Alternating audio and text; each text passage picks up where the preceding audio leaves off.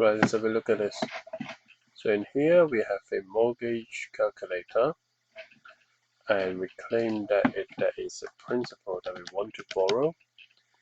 That's the interest that we being charged by the bank, and that's the term that we will have to pay the money back. So this is C1, C2, C3 cells. Let's have a look at a realistic example. Let's say, for example, we're borrowing 250,000 over 25 years, and it's on 4%. So if we're borrowing it for interest only, we have to pay £833.33 per month. If it is repayment, it is £1,320, more or less. So let's go and have a look of the illustration down below here. So 25 months, each year you have 12 months. So I believe this illustration saying that the first month your principal is 250,000. That's your repayment. This is a bit going to principal. There's a bit going to interest. Principal for next month, so there's a deduction what you paid already. So this is a cumulative interest. So second month you start with the amount that you left from last month. You do the same again, so on and so forth. So the mortgage can grind down after such of I think it's 300 installment, because that is over 25 years. Sounds a long time, doesn't it? And then your principal is exactly going to be 0 on the 331st. At the end of 300th month, that has become 0. And the interest you have to pay is 145,000. Obviously, if your interest rate percentage go higher, you have to pay more. So 4.25. Then you have to pay more. If it's less, 3.75, then you pay less. Let's stay with 4%. Now let's go across to the next tab. So we go to interest rate sensitivity. So your current interest rate is 4%. That's the interest we saw earlier on. This is the repayment we saw earlier on. So go sharpening towards to the left. That's good, because the interest rate actually get lower. So by a quarter point lower, down to 3%, then you're only paying interest only. It's a 625. However, if the interest go up to 5%, you're paying a bit more, quite a bit more actually. So in here we say that if the interest rate moved by a quarter point, interest payment only moved up by a certain amount, this relationship is in fact linear. Let's do an illustration down here for you to see as well. With a term sensitivity, so if we borrow longer or shorter, what's going to happen? So if we borrow shorter term, by 1 year account or longer term, interest only, it does not affect it, because that's how much you borrow, just paying interest. Interest is the same, because interest is accountable on the 250,000 that you have.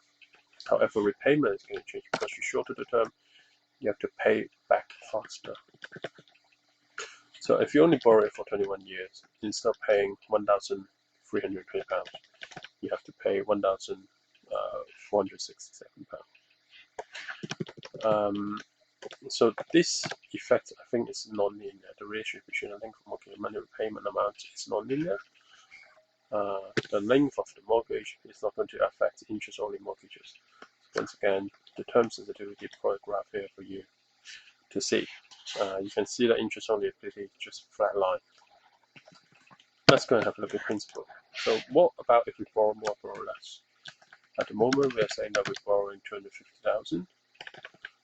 In here, I give you an increment. So let's say that we're going to do an increment of 20,000. So if it's £20,000, so to go down 20,000 is 230, 210, 190, 170, so on and so forth. Your amount of interest only and repayment is going to change accordingly. Obviously, if you stay at current, it's the same as the amounts we saw before. If you borrow less, you will pay less. If you borrow more, you pay more. But this is assuming the interest rate and your term does not change. So it's quite good, say, sensitivity analysis. And this relationship, of course, for principal sensitivity is they are linear. Let's take it back to 15,000. So that's very much the mortgage calculator we have, but additionally we have a function over here. We say that we would like to consider overpayment.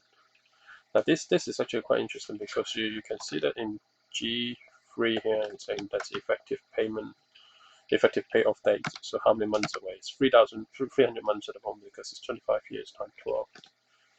However, effective term is 25 years. Working life saved at the moment is 0 because we are not overpaying anything. But what about if we pay £10 extra a month? We actually save a bit of time because we're saving 0.32 years. But £10 is not a lot, so let's do about 100. Let's do 500. £500. So by chipping in extra £500 into it, you're actually saving about 10 years of your working life, assuming you're working just to support a mortgage. So your effective term now, instead of 25 years we mentioned here, it's now 15 years and a bit. This is being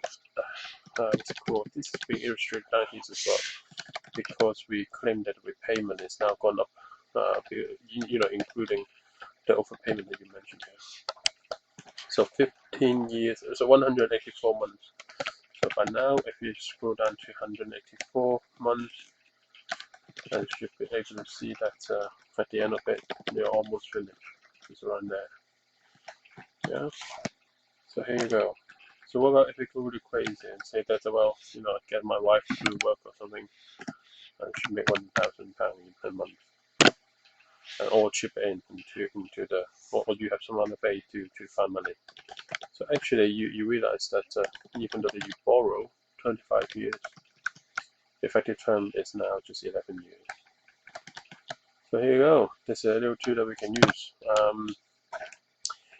But obviously, there is I mean, in practice, this is only in theory, but in practice, you've got other considerations such as you have to make sure your mortgage provider allows you to do overpayment, and there might be a overpayment cap on it each year, how much you can overpay by.